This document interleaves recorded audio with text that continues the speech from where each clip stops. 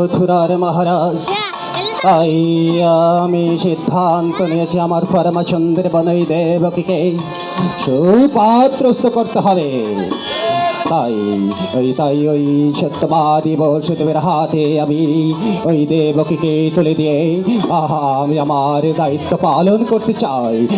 কে কোথায় আছে? আমি আছি মহারাজ,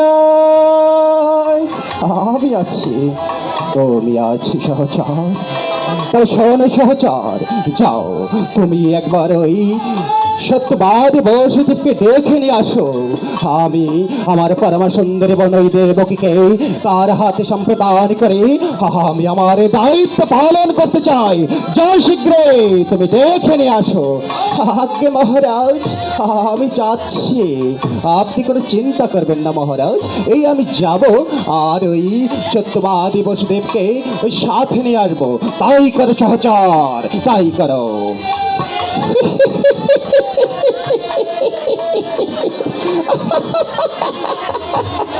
বাবা রে বাবা, মহারাজের একমাত্র বোনের বিয়ে বলে কথা।